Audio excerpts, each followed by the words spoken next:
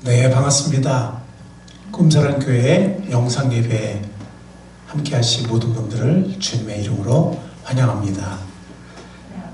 우리 가정에서 영상예배 이렇게 혼자서 드리신 분도 계시고 또 가족 함께 모여서 예배를 드리는 분도 계시는데, 이 시간에 옆에 계신 분들한테 가정마다 서로 인사하시고 또 이렇게 축복해 주시기 바랍니다. 반갑습니다. 네. 반갑습니다. 우리 예배를 오늘 또 함께한 소수의 인원들 또 이렇게 서로 인사하면 좋겠습니다.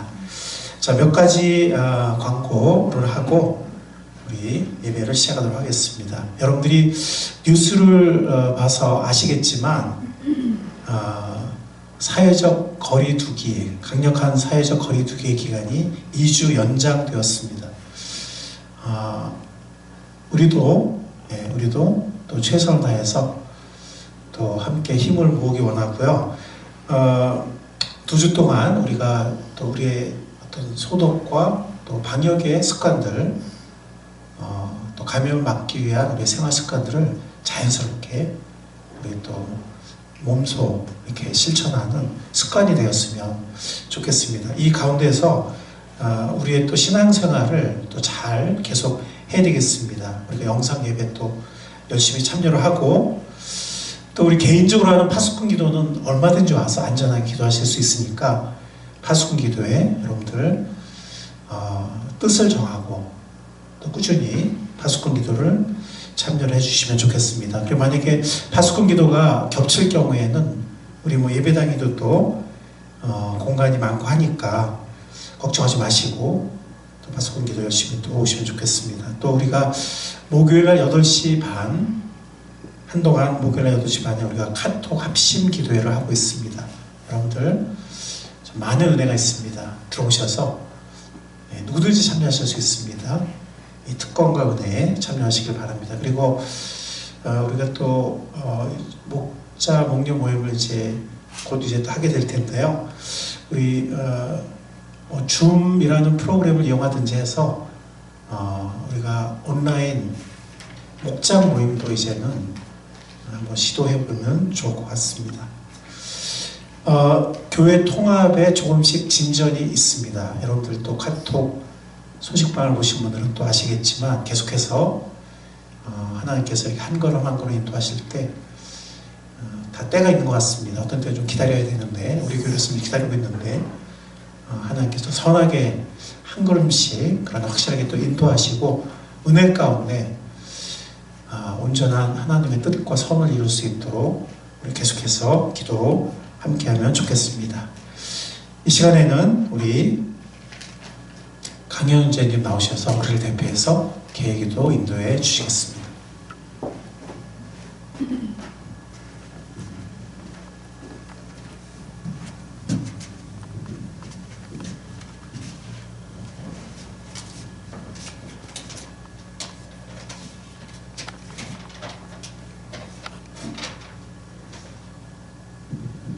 다 같이 기도드리겠습니다.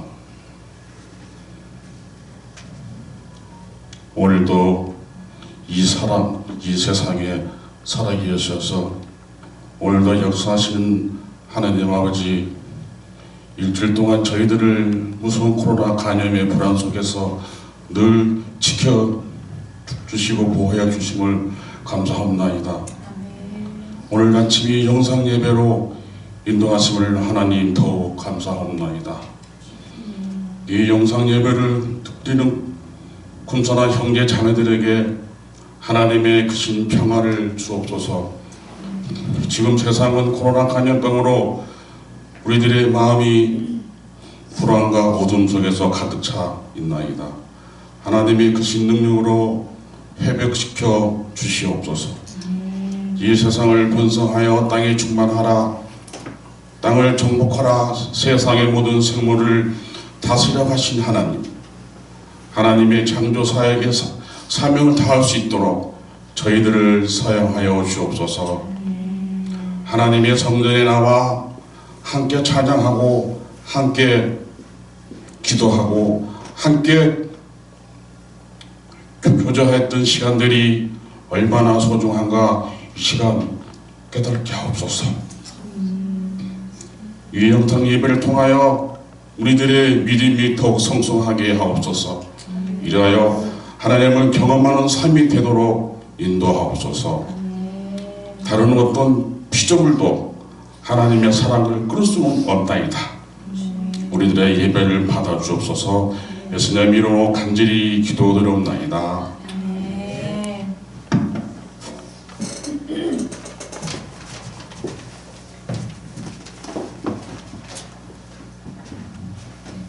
다 함께 찬양하겠습니다.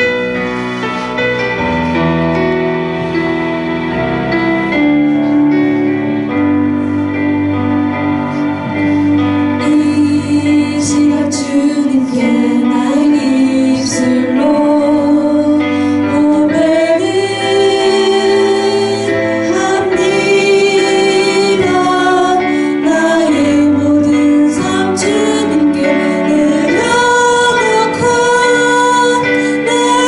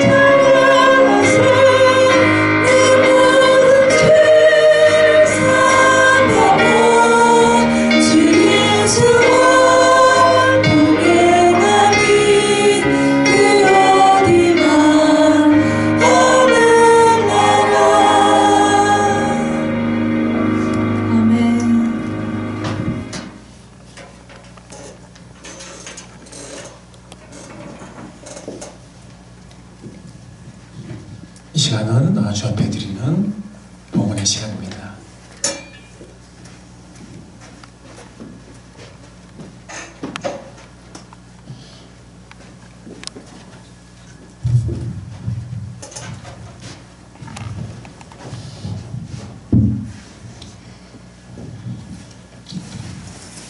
주님, 소득의 일부를 주님께 다시 돌려드립니다. 이 헌금이 쓰이는 곳에 주님의 영광이 나타나게 하시고 꼭 필요한 곳에 쓰이게 하시고 기쁨으로 드리게 해주세요. 더 많이 드리는 기쁨을 받게 해주세요. 예수님 이름으로 기도합니다. 아멘.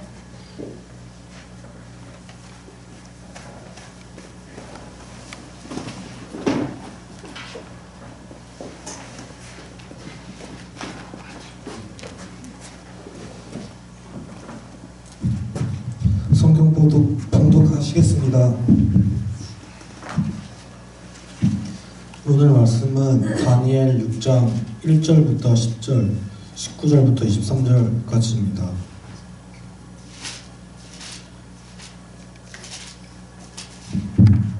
교독하는데 앞에 선 사람은 계속 읽으세요. 해주면 읽겠습니다. 다리오가 자기의 뜻대로 고관 120명을 세워 전국을 통치하게 하고 또 그들 위에 총리 셋을 두었으니 다니엘이 그 중에 하나이라. 이는 고관들로 총리에게 자기의 직무를 보고하게 하여 왕에게 손해가 없게 하려 함이었더라. 다니엘은 마음이 민첩하여 총리들과 고관들 위에 뛰어남으로 왕이 그를 세워 중국을 다스리게 하고자 한지라. 이에 총리들과 고관들이 국사에 대하여 다니엘을 고발한 근거를 찾고자 하였으나 아무 근거 아무 허물도 찾지 못하였으니 이는 그가 충성되어 아무 그릇됨도 없고 아무 허물도 없음이었더라. 그들이 이르되 이 다니엘은 그 하나님의 율법에서 근거를 찾지 못하면 그를 고발할 수 없으리라 하고, 이에 총리들과 고관들이 모여 왕에게 나아가서 그에게 말하되 다리오 왕이여 만수무강하옵소서. 나라의 모든 총리와 지사와 총독과 법관과 관원이 의논하고 왕에게 한 법률을 세우며 한 금령을 정하실 것을 구하나이다. 왕이여 그것은 곧 이제부터 30일 동안에 누구든지 왕 외에 어떤 신에게나 사람에게 무엇을 구하면 사자굴에 던져넣기로 한 것이니이다. 그런즉 왕이여 원함건대 금령을 세우시고 그 조세의 왕의 도장을 찍어 메대와 바사에 고치지 아니하는 규례를 따라 그것을 다시 고치지 못하게 하옵소서 하매, 이에 다리오 왕이 조세의 왕의 도장을 찍어 금령을 내리라. 다니엘은 이 조사의 왕의 도장이 찍힌 것을 알고도 자기 집에 돌아가서는 윗방에 올라가 예루살렘으로 향한 창문을 열고 전에 하던 대로 하루 3번씩 무릎을 꿇고 기도하며 그의 하나님께 감사하였더라.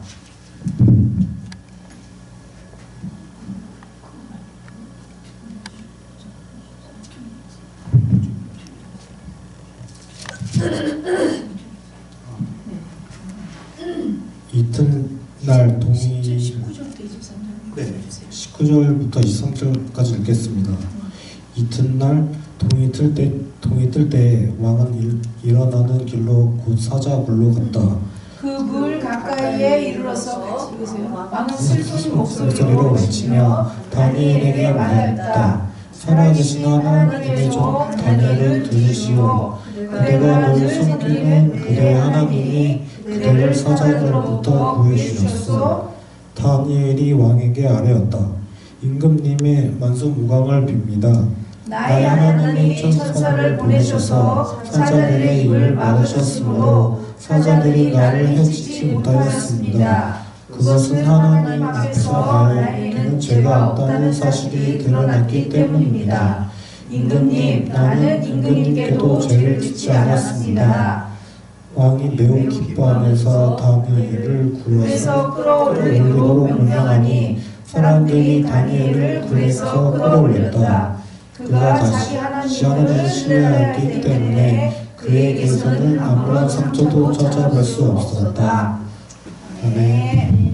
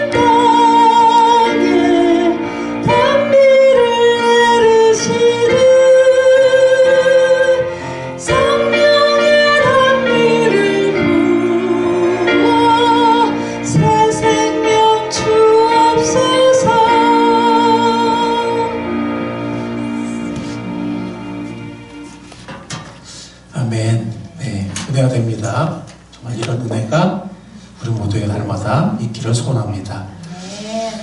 이 시간 우리 하나님의 말씀을 나누는 시간입니다. 이 시간 기도하고 하나님의 말씀 함께 나누도록 하겠습니다.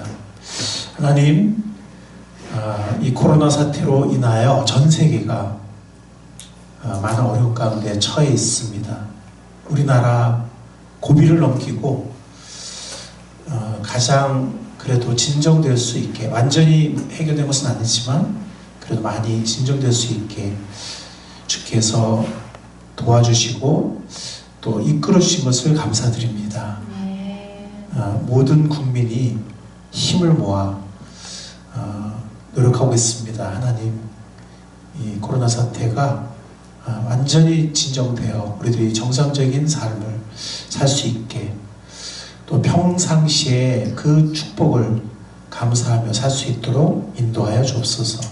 전 세계에서 슬픔을 당한 사람들 위로해 주시고, 또 의료진들 힘을 북돋아 주시고, 용기를 주시고, 하나님, 투병하는 모든 분들에게, 증상의 강약을 떠나 그 모든 분들에게 낙심하지 않도록, 또 중간에 포기하지 않도록 잘 견딜 수 있도록, 잘 극복할 수 있도록 붙잡아 주시기를 이 시간 간절히 기도드립니다. 이 시간 우리가 예배드리는 이 기도가, 말씀이, 드림이, 이 모든 순종이 하나님 앞에 기쁨으로 받아들여지는 진정한 예배가 될 수 있도록 주의 성령께서 함께 하시고 도와주시고 인도하여 주시옵소서. 시종을 주님께 의뢰하며 예수님께 하신 이름으로 기도하옵나이다. 아멘. 네. 영상 예배를 참여하는 각 가정에서 그런 분들도 아마 좀 어색함이 있고 또 적응이 필요할 것 같습니다. 그러나 또 이 영상 예배를 또 함께 하는 제작하는 또 그런 우리들도 적응이 또 필요한 것 같습니다. 적응이 필요한 것 같아요. 네. 하여튼 우리 일상이 지금 많이 바뀌고 있습니다.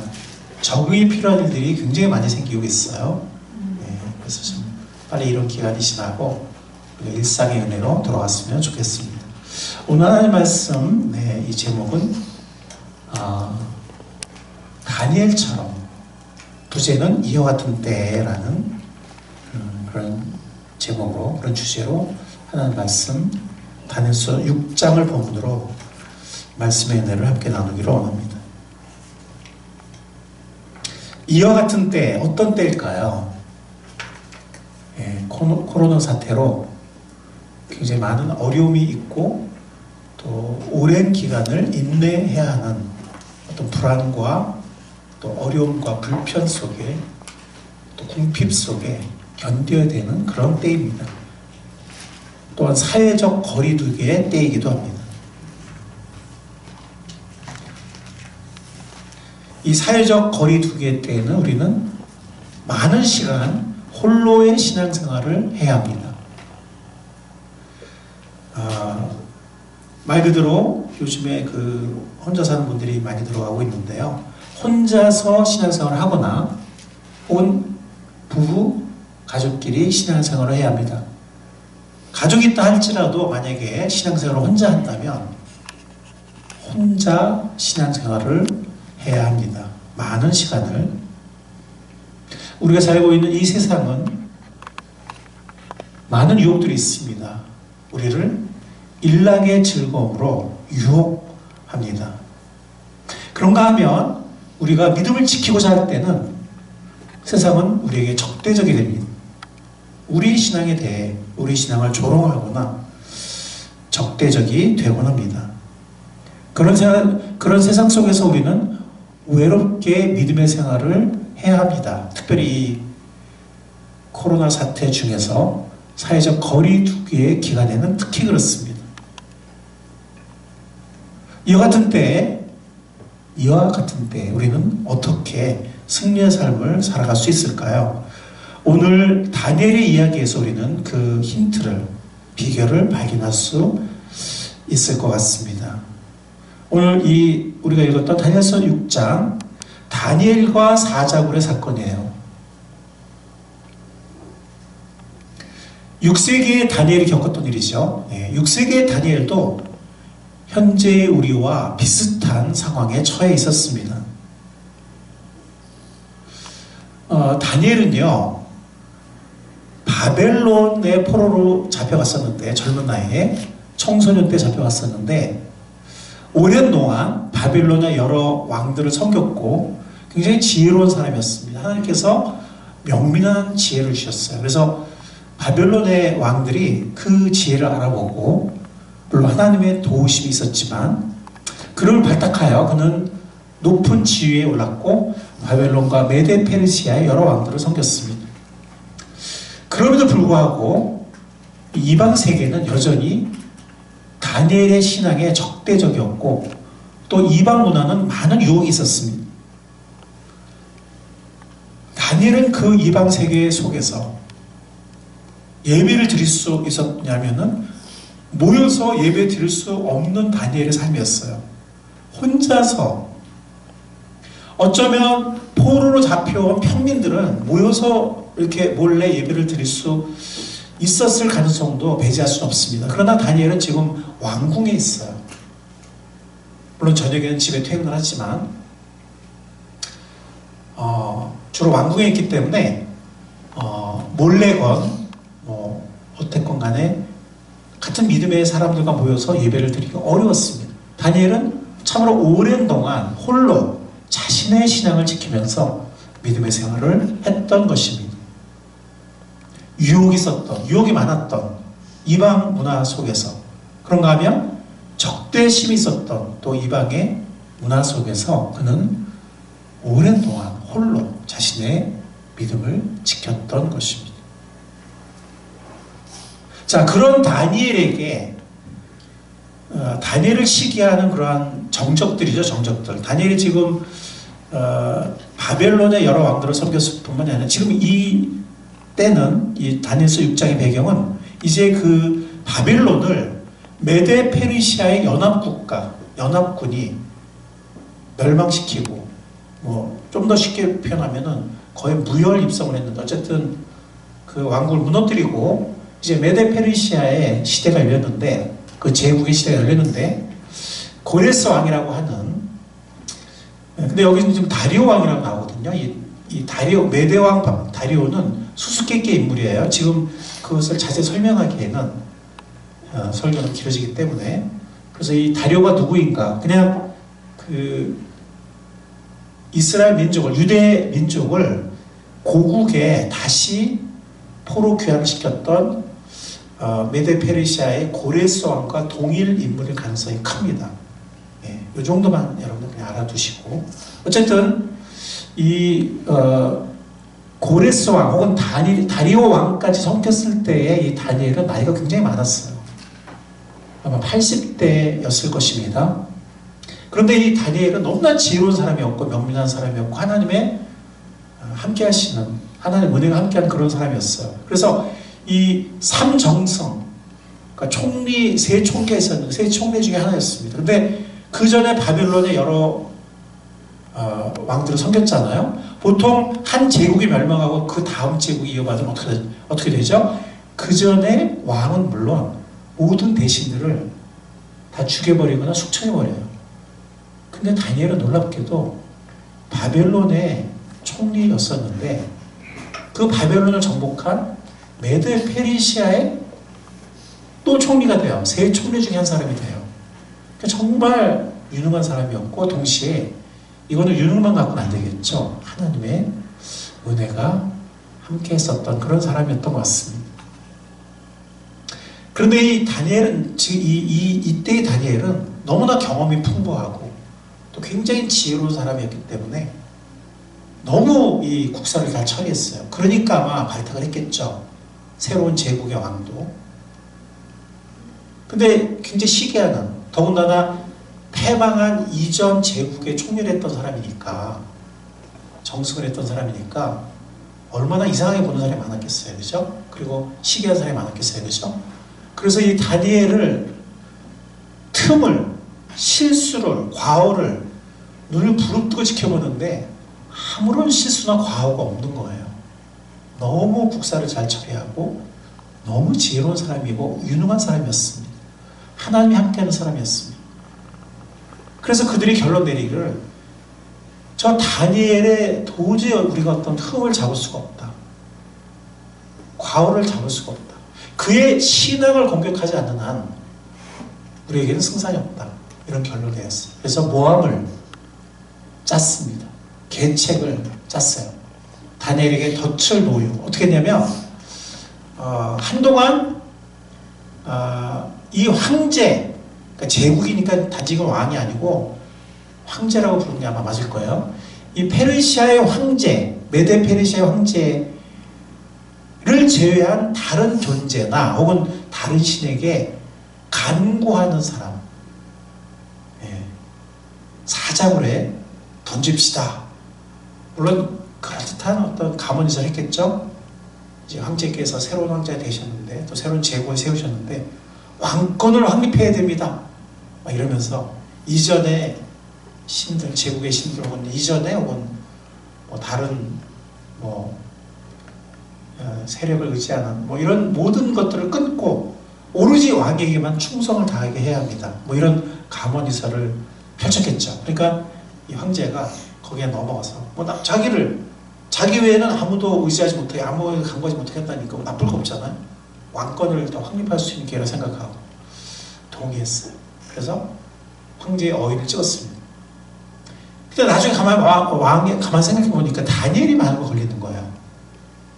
왜냐면 다니엘은 자신의 신, 야훼 하나님께 기도하는 사람인 걸 알고 있었거든요. 그래서 왕만이 아니라 왕이 후회한 건 늦었어요. 왜냐하면 이미 어인을 찍었기 때문에 그 당시에 메데 페르시아의 관례에 따르면 한 번 어인이 찍히면 황제도 돌이킬 수 없었어요. 다시 새로운 조서를 써서 어인을 다시 찍으면 몰라도 이미 찍은 어인을 취소할 수는 없었어요. 황제랄지라도. 그래서 왕은 물론이고 황제는 물론이고 특히 그의 정적들 다니엘이 어떡하나 이렇게 유심히 살폈습니다. 이때 다니엘은 하루에 3번 기도하는 습관을 갖고 있었습니다. 어디를 향해서? 예루살렘을 향해서. 그는 그 바쁜 국사의 와중에서 뭐 저녁에 퇴근해서 뭐 기도하는 건 그런데 또 아침에 나오기 전에 기도하는 건 그런데 점심때 가서 기도하는 거는 정말 그건 어렵거든요. 그냥 점심때였던 것 같아요. 집에 갔다 오는 거니까. 예, 국사를 다 처리하고 점심때 집에 갔습니다. 근데 그의 기도실이 있었는데 골방이 있었는데 거기에 창문이 있었어요. 근데 성경을 보면 예루살렘을 향해서 기도를 했는데 창문을 열어놓고 기도했다 그랬어요. 자, 창문이 열려 있으면은 다른 사람들이 볼 수 있어요, 없어요? 볼 수 있겠죠. 자, 이때 이 다니엘은 물론 믿음이 좋은 사람이긴 하지만 그래도 인간이잖아요, 그렇죠? 우리가 만약에 그런 성향을 처한다면 어떻게 될까요? 두려울까요? 두렵지 않을까요? 사자굴에 던진다는데 사자가 고양이가 아니잖아요, 그죠? 사자가 입을 한번 벌려봐요. 얼마나 무서워요. 개도 입을 벌리면 어떨 때 막 이빨 드러나고 무서운데 사자가 입을 벌리고 기다리고 있는데 거기 던진다는데 아무리 믿음의 사람이 할지라도 얼마나 무섭겠어요, 그죠? 자, 집으로 가서 창문을 닫고 싶은 유혹이 있을까요, 없을까요? 자, 우리 같으면 창문 닫았을까요, 안 닫았을까요? 우리 같으면 창문 닫았어요? 사모가 그러면 됩니까? 자, 다니엘은 창문을 닫지 않았어요. 거기서 창문을 닫는다면 그건 다니엘이 두려워한다는 방증이죠, 그죠? 아마 대적들이 조롱했을 거예요. 네가 믿는 하나님은 어떤 하나님이냐? 너도 두렵지? 하면서 다니엘을 조롱했을 것입니다. 다니엘은 담대하게 창문을 평소랑 똑같이 열어두고 기도를 했는데 오늘 성경 말씀 보면 그는 이 페르시아 왕 외에는 아무에게도 간과하지 못하게 한 그 왕의 조서에도 불구하고 자신의 신앙을 지키기 위해서 하루 3번 기도하기로 뜻을 정한 그 자신의 결심대로 습관대로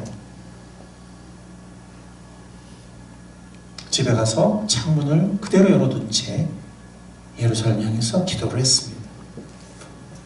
자, 결과는 어떻게 됐을까요? 다니엘이 결국에는 사자굴에 던져졌습니다. 다니엘이 이방 문화와 우상 가운데 살았던 것처럼 우리들도 이방 문화와 우상 가운데 살고 있습니다. 서방의 선진국들, 많은 기독교가 강한 그런 나라들이 있잖아요. 기독교를 출발했거나 아니면 기독교가 강한 나라들이 있는데 물론 거기도 이방 문화가 많이 퍼져 있긴 하지만 그래도 기독교의 뿌리가 강해요. 근데 우리나라는 그렇지 않은 거예요. 뿌리도 기독교가 아니고 물론 교회가 많이 성장했지만 최근에 들어서는 언제부턴가 교회가 점점 위축되고 있고 줄어들고 있고 이방 문화, 세속 문화는 갈수록 강해지고 있습니다. 다니엘이 처한 그 상황과 굉장히 유사한 상황입니다. 자, 우상 숭배, 우상은요 한번 따라해 보세요. 우상은 세 가지예요. 3가지. 한번 따라해 보세요. 힘, 물질, 쾌락. 예, 영상 예배에 참여하신 분들도 같이 한번 외쳐보시기 바랍니다. 힘, 물질, 쾌락. 예, 이것을 숭배하라고 하면 우상 숭배예요. 그래서 다니엘에도 그런 말이 나오는데 세력의신이란 말이 나와요. 어떤 그런 힘과 크기, 어떤 세력을 숭상하면 그것이 우상이 될 수 있고, 물질, 재물과 그 이익, 재리를 숭상하면 우상이 될 수 있고, 세상의 쾌락에 빠져 살면 그것이 또 우상이 될 수 있습니다. 자, 근데 이 우상숭배에 동조하면 언뜻 봐서는 사는 게 쉬워져요. 사회생활도 쉬워지고 사는 게 쉬워져요. 유익이 생기기도 해요. 일시적으로. 즉 힘이 주어진다는 거죠. 아니면 적어도 그 힘에 동참하게 된다는 거죠. 그런가 하면 우리가 유혹에 빠지기 쉬워요. 즉 재리의 유혹, 어떤 재물의 유혹이라든가 아니면 세상 정욕의 유혹에 쉽게 빠지게 됩니다.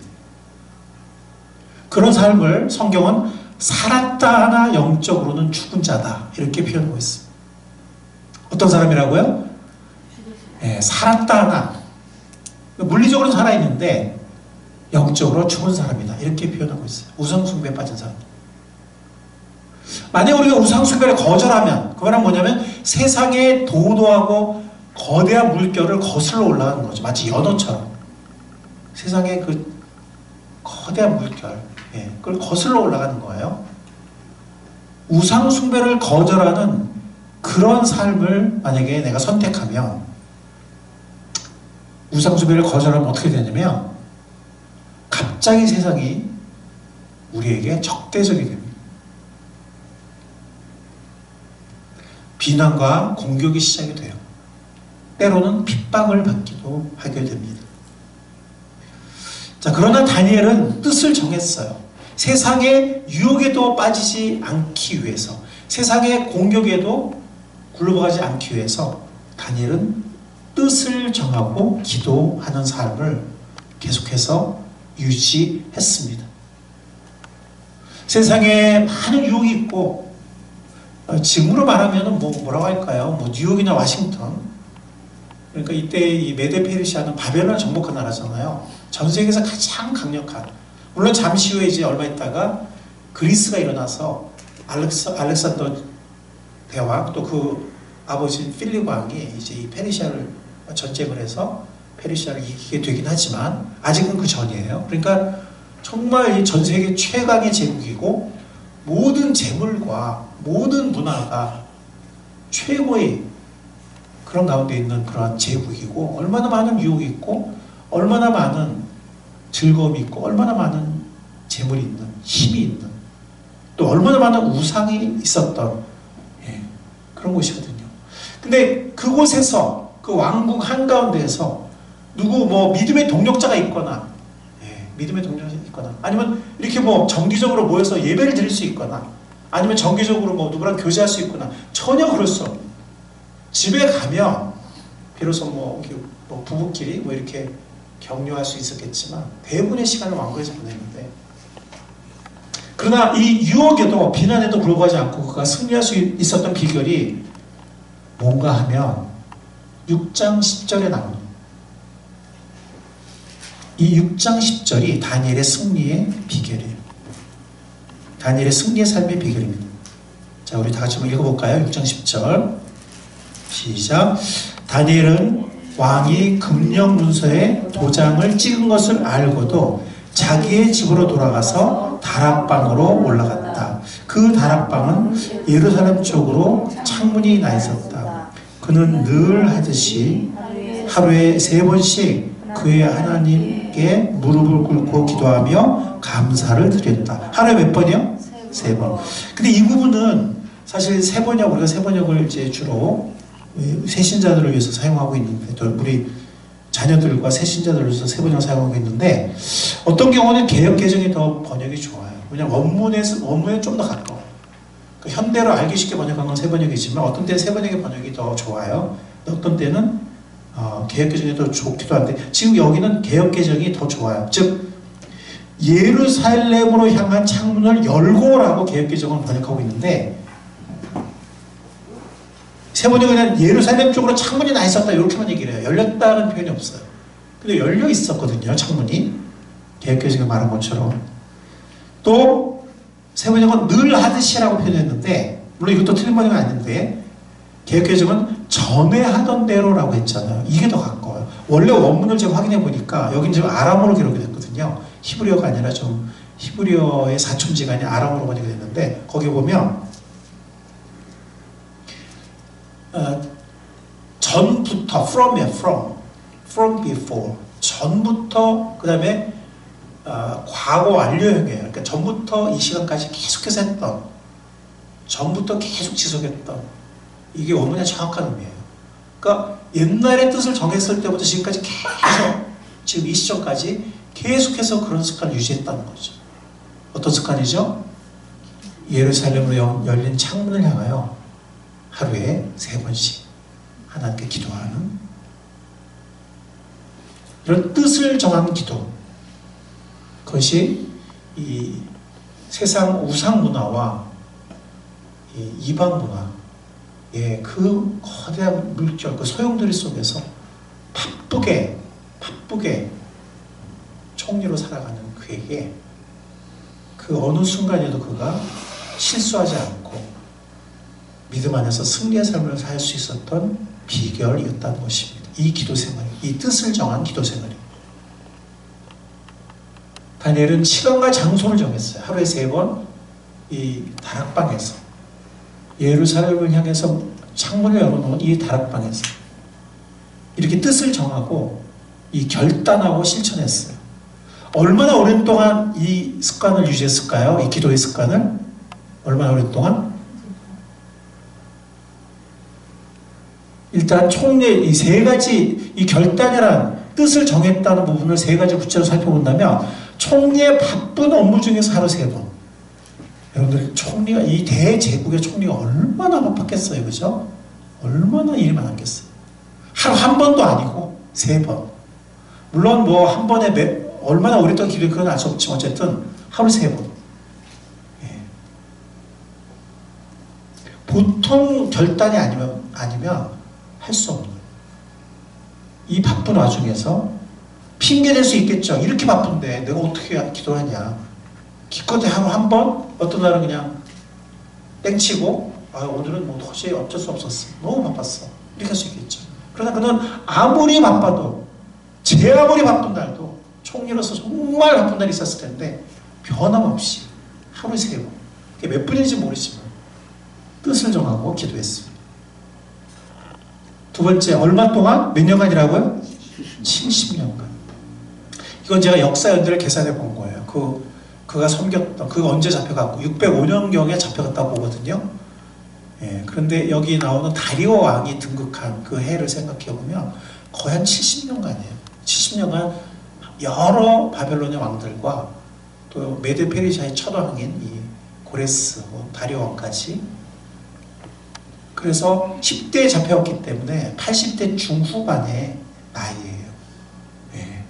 70년간 그는 뜻을 정하고 전부터 계속 하던 대로 원문의 뜻이거든요. 예. 변함없이. 지금은 어때요? 잘못하면 죽을 수 있는, 그죠? 평상시랑 다르잖아요. 옛날에 그냥 바빴다면, 그죠? 지금은 그냥 단지 바쁜 게 아니라 이게 발각이 되면 사자굴에 던져져요. 왕이 도장을 찍었어요. 왕도 취소할 수 없어요. 아무리 다니엘을 아낀다 할지라도 왕이 다니엘을 구할 수가 없어요. 이미 도장 찍었기 때문에. 목숨 걸고 기도하는 거죠. 그게 바로 뜻을 정했다는 의미예요. 그리고 공격과 핍박 속에서 이렇게 한 거죠. 예. 뭐 아무런 공격이 없고 그냥 나 혼자 그냥 뭐 어떤 때는 바쁘고 피곤하면 하기 어렵지 않아요. 단지 그게 아니라 그 바쁜 업무 속에서 피곤해도 했을 뿐만이 아니라 70년간 계속했을 뿐만이 아니라 공격과 핍박이 있는 줄 알면서도 생명의 위협이 있는 줄 알면서도 그는 뜻을 정하고 결단하고 변함없이 주님께 기도를 드리는 습관을 계속 했던 것입니다. 이게 다니엘의 승리의 비결이었어요. 자, 다니엘이 사자굴에 던져졌죠. 네, 던져졌습니다. 하나님이 어떤 때 보면 안 던져지게 하시면 안 되나? 우리 그렇게 생각할 때 많아요. 그죠? 아니, 하나님이시면 그냥 아예 안 던져주시게 하면 너무 좋잖아요. 그거 우리 생각이에요. 예수님도 똑같으셨어요. 제가 이 십자가 안 지고 어떻게 다른 길은 없어요?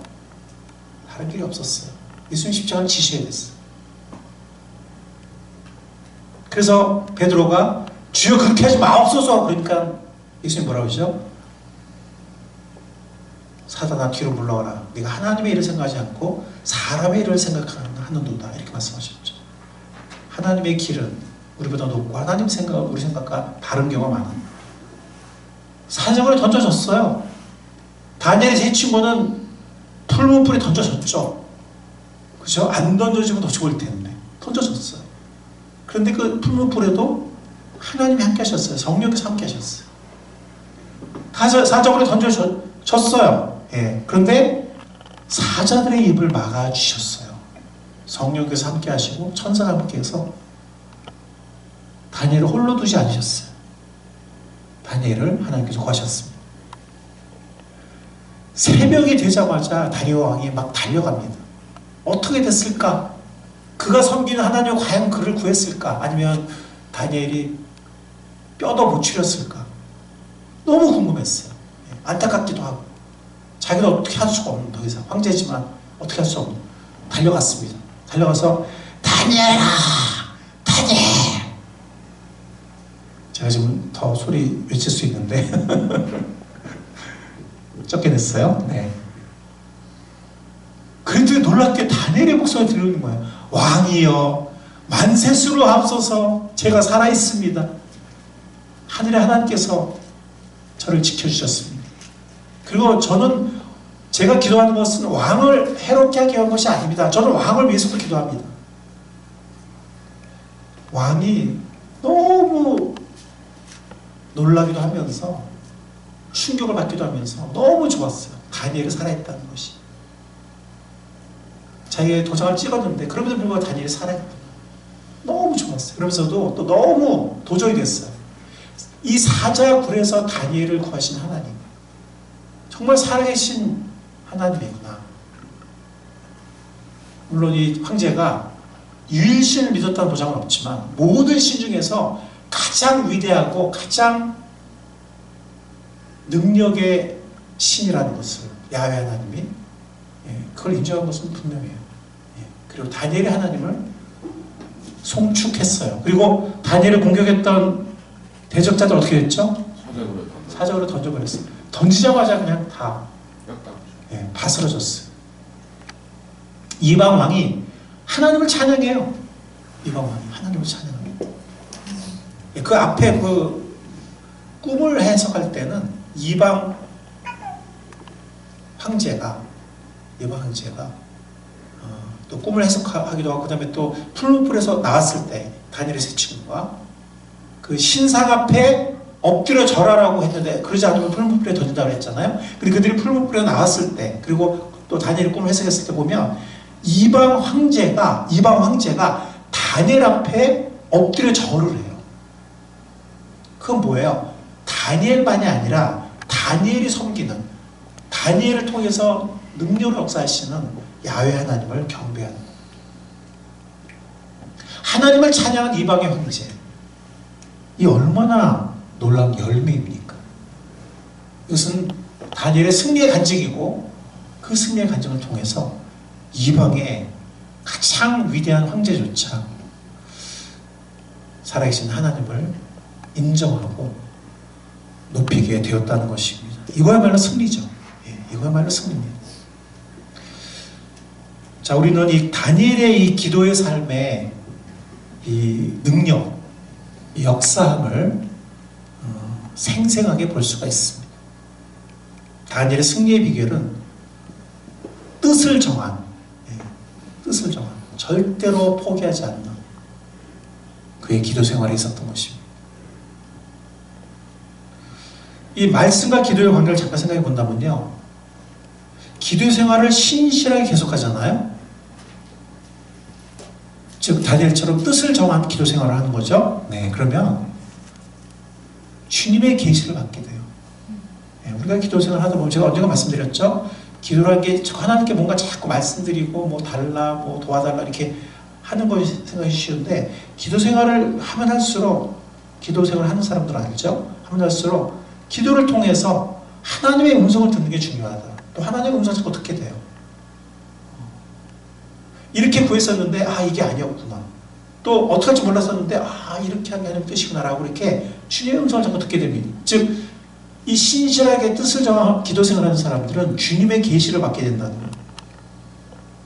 말씀을 듣고 깨닫게 됩니다. 이게 다니엘서 9장 2절에도 보면 다니엘이 포로 생활에 70년 만에 끝난다는 것을 이 말씀을 깨닫게 됐는데 그는 계속해서 기도의 생활을 하는 사람이었던 것입니다. 근데 이 말씀을 듣고 깨닫잖아요. 그러면 어떻게 되죠? 다시 기도하게 돼요.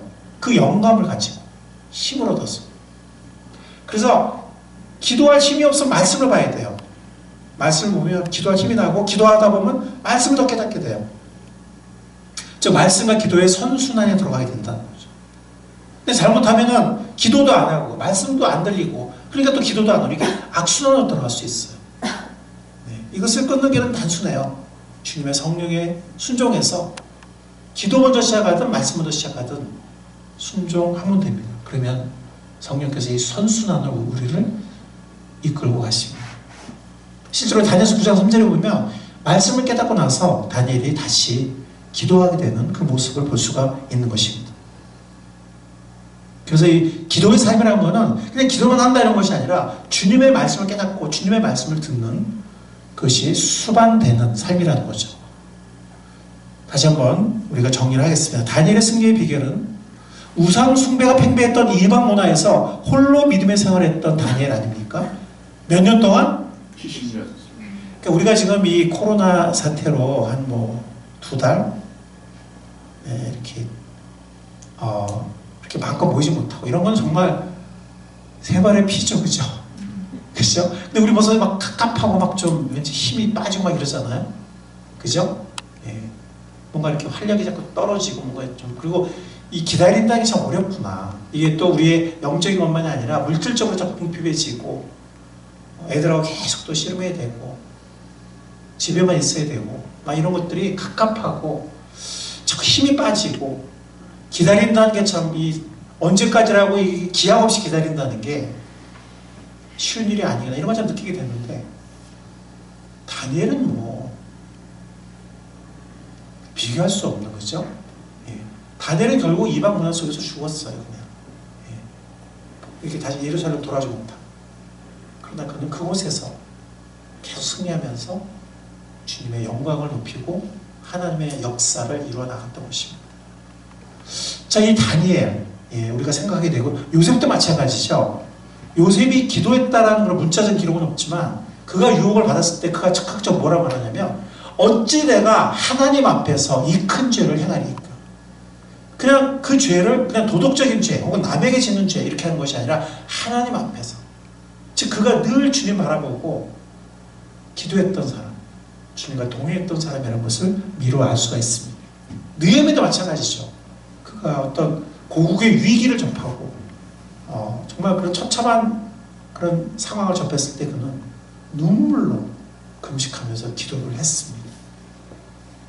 그리고 나중에 위대한 중보 기도를 하게 되고 그것을 통해서 느헤미야를 통해서 하나님의 백성들을 일으키고 예루살렘 성벽을 수축하는 그 역사에 느헤미야를 쓰시게 됩니다.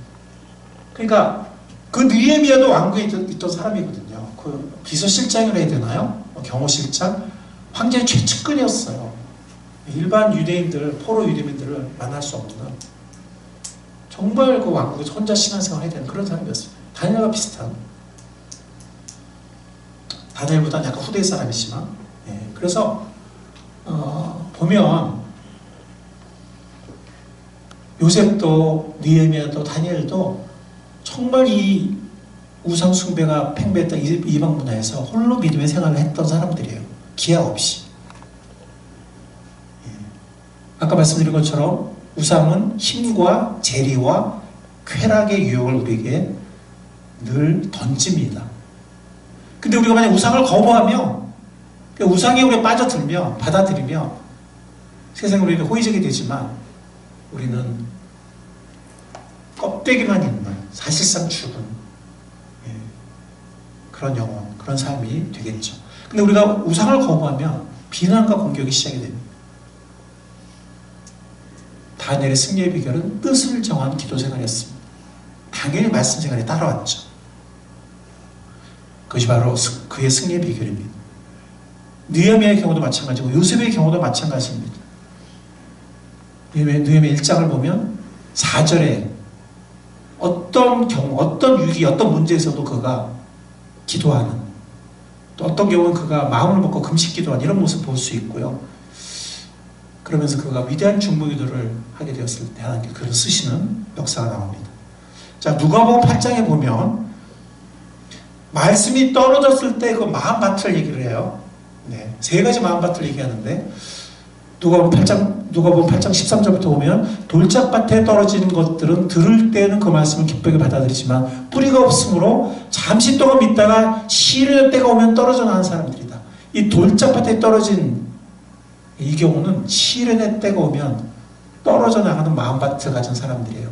가시덤불에 떨어졌다는 것은 말씀의 기운을 막아버리는, 조금 크긴 하는데 가시덤불이 더 커버리니까 기운을 막아버리는, 여기 나오죠?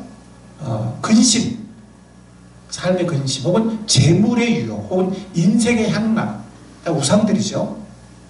사로잡혀서 열매를 맺는데 이르지 못한 사람들이라고 이 가시덤불의 밭을 설명합니다. 그런데 좋은 땅 어떤 마음이냐면 바르고 착한 마음으로 말씀을 듣고 그것을 굳게 간직하여, 이 굳게 간직한 게 뭐예요?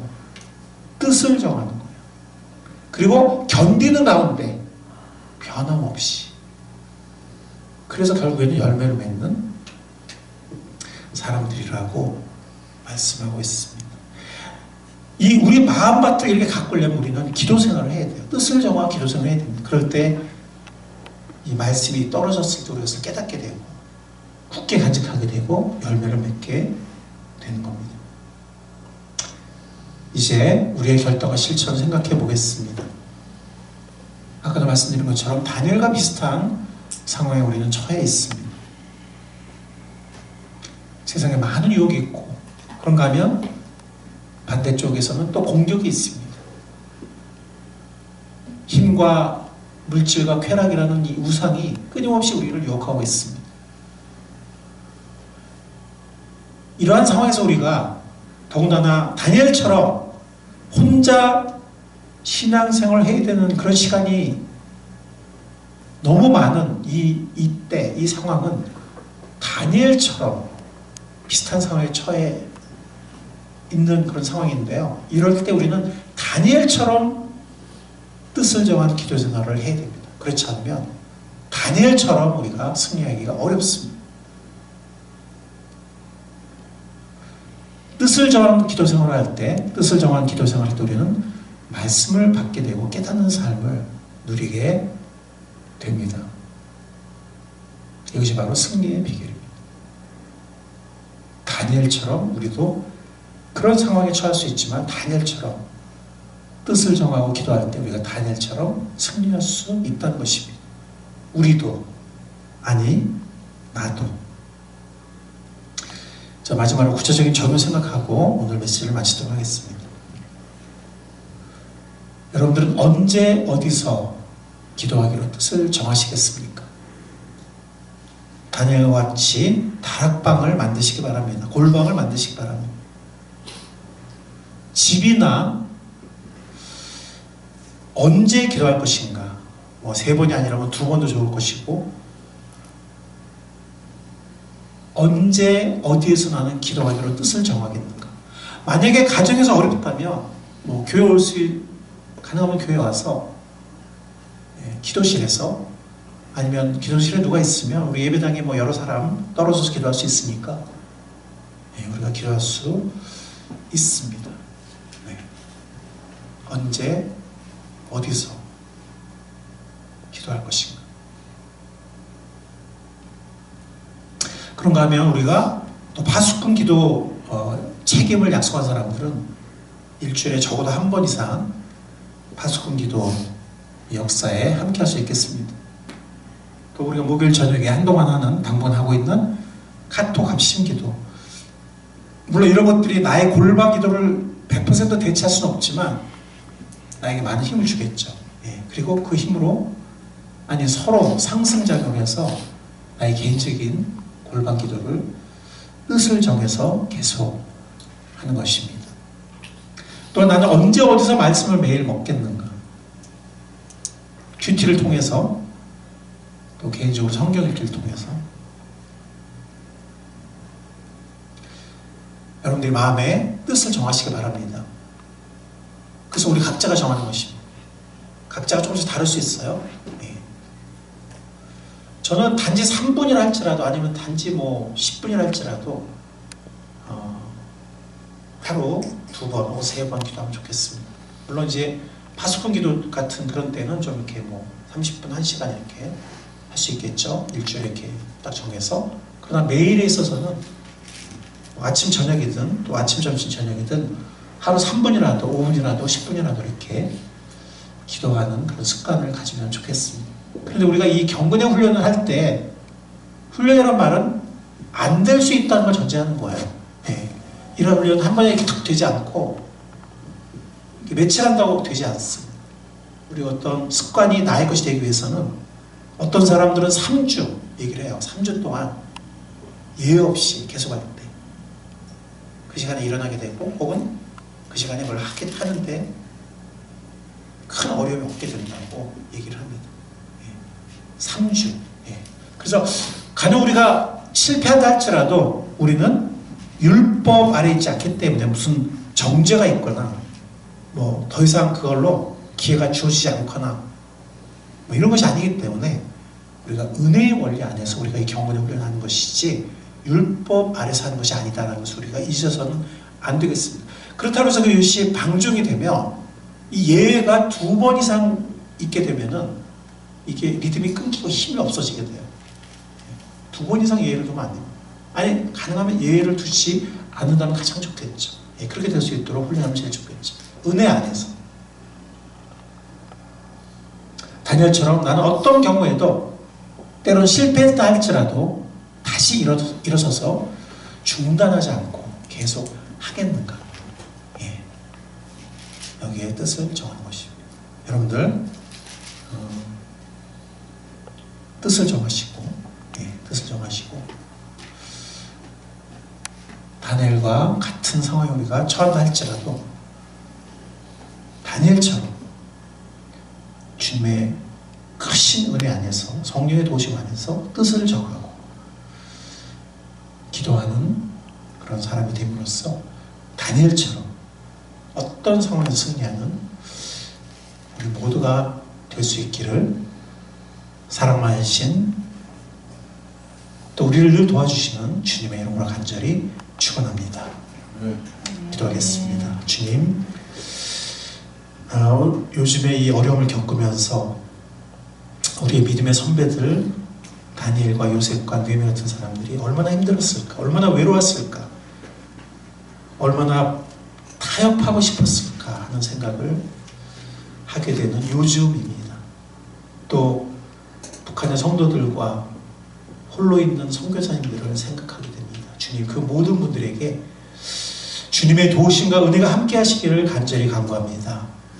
주님, 우리에게도 다니엘과 같은 그런 소원이 있게 하시고 뜻을 정하게 하시고 성령님의 도우심 가운데 주님의 넘쳐난 은혜 가운데 이 훈련을 능히 감당하는, 그래서 다니엘처럼 승리할 수 있는 우리 될 수 있도록 이끌어 주시기를, 도와주시기를 간절히 기도합니다. 주님의 이름으로 기도했습니다. 아멘. 이제 우리 다 같이 일어나셔서 찬송가 327장 주님 주실 화평 함께 우리 응답 찬송 하시겠습니다. 찬송 327장, 통합 찬송 361장입니다. 327장, 네, 통합 찬송 361장입니다.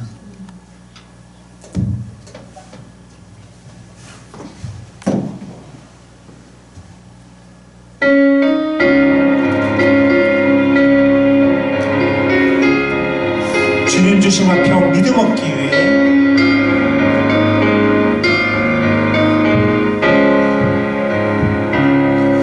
주님 주신 화평 믿음 얻기 위해 너는 정성 기도했다. 주님 재단 앞에, 주님 재단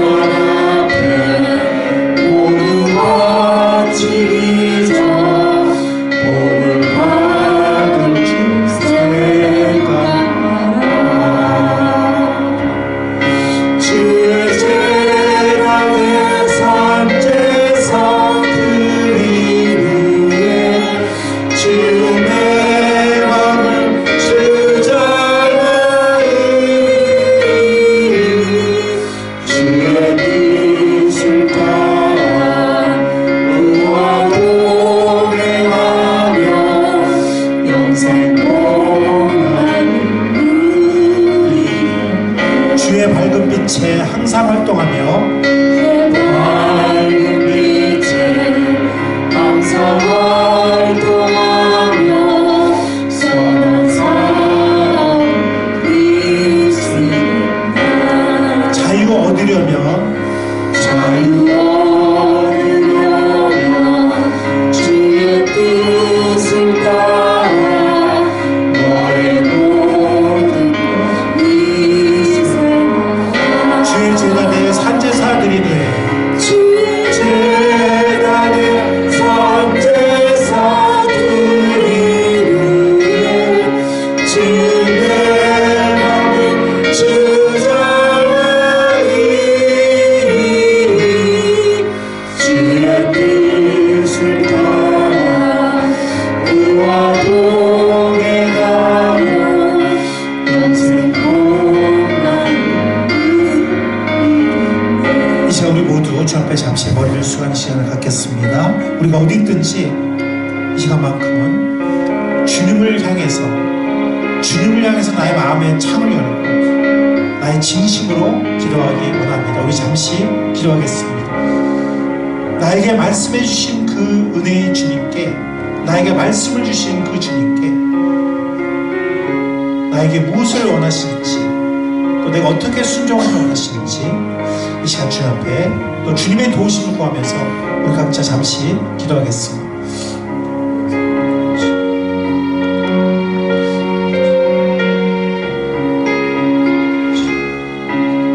감사합니다. 주님.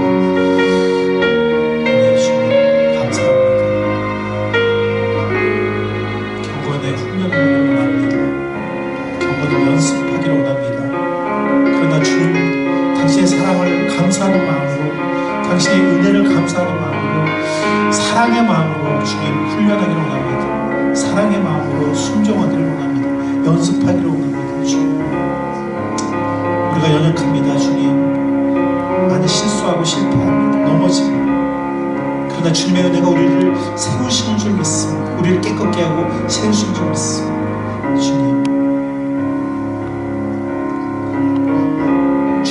은혜의 능력 안에서 우리를 세워주시고 우리가 뜻을 정하게 해주시고 주님의 도우심 가운데 주님, 우리가 경건의 연습을 하게 하옵소서. 뜻을 정하고 계속해서 기도하는 우리의 삶이 되게 하여 주옵소서. 어떠한 상황 속에서도, 혼자 있는 상황 속에서도 승리의 삶을 살 수 있게, 하나님의 영광을 드러낼 수 있게 인도해 주옵소서.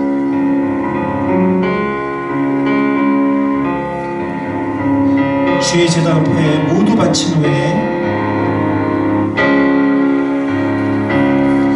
주의 제단 앞에 모두 바친 후에 주와 온전히 살기를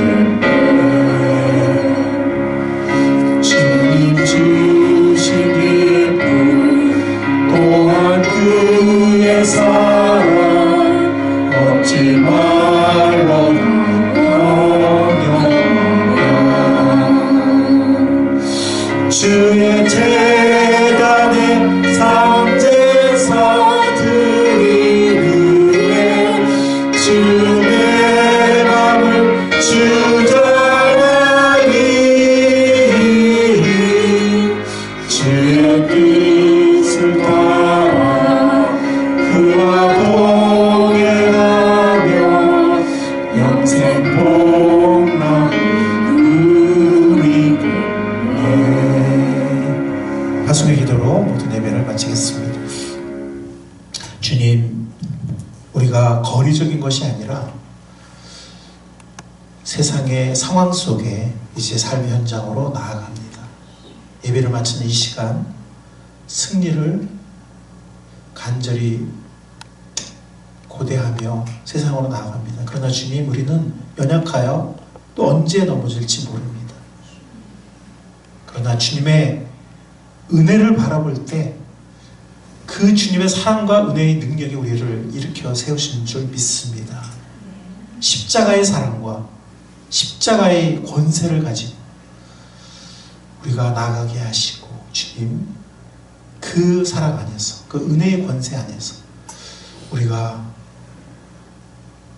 이 경건의 훈련을 계속하겠다는 뜻을 정하게 하시고 이 경건의 훈련이 기도의 삶이 그리고 말씀을 깨닫는 삶이 우리의 삶의 일부가 되게 하옵소서. 우리가 매일 양식을 먹고 음식을 먹고 우리가 매일 양치를 하듯이 우리가 매일 세수를 하고 옷을 갈아입듯이 우리가 어떤 사람들은 운동을 하듯이 주님 이러한 이 귀한 이 중요한 경건의 훈련이 우리의 삶의 일부가 되게 하시고 능력이 되게 하옵소서. 우리에게 함께 하셔서 은혜로 우리를 날마다 깨끗이 하여 주시고 그리고 은혜로 우리를 세워주시는 예수님의 귀하신 이름으로 감사하며 기도했사옵나이다. 아멘.